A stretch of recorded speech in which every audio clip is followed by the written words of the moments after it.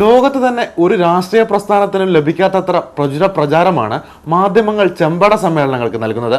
ഒരു ജനാധിപത്യ രാഷ്ട്രത്തിൽ വർഗാധിപത്യത്തിന് പ്രാമുഖ്യം നൽകുന്ന പ്രസ്ഥാനത്തിന് മാത്രമായി എന്താണ് ഇത്ര മാഹാത്മ്യമെന്ന് മറുവാക്കിന് മനസ്സിലാകുന്നില്ല.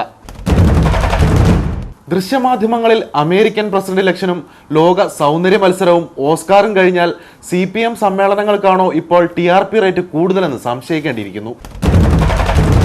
ക്യാമറ കണ്ണുകളെ തൃപ്തിപ്പെടുത്താൻ റിയാലിറ്റി ഷോകളോട് പോലും കിടപിടിക്കുന്ന തരത്തിലാണ് പാർട്ടി സമ്മേളന വേദികളെ സഖാക്കൾ ഗ്രൂം ചെയ്തിരിക്കുന്നത്. ഇങ്ങനെ പോയാൽ വരും വർഷങ്ങളിലെ ലോക്കൽ സമ്മേളനങ്ങൾക്ക് പോലും ചാനൽ റൈറ്റ് വിൽക്കുന്ന കാര്യം പാർട്ടിക്ക് ആലോചിക്കാം. ഒരു വ്യാഴവട്ടക്കാലമായി പാർട്ടി തലപ്പത്തുള്ള ശക്തനായ സെക്രട്ടറിക്ക് സംസ്ഥാന സമ്മേളനത്തിന്റെ അവസാനം ഒരു സ്റ്റാർ ഷോ കൂടി ഏർപ്പെടുത്താൻ കഴിഞ്ഞാൽ ദൃശ്യമാധ്യമങ്ങൾക്ക് ഒരു ലൈവ് ഷോയ്ക്കുള്ള വകയാകും.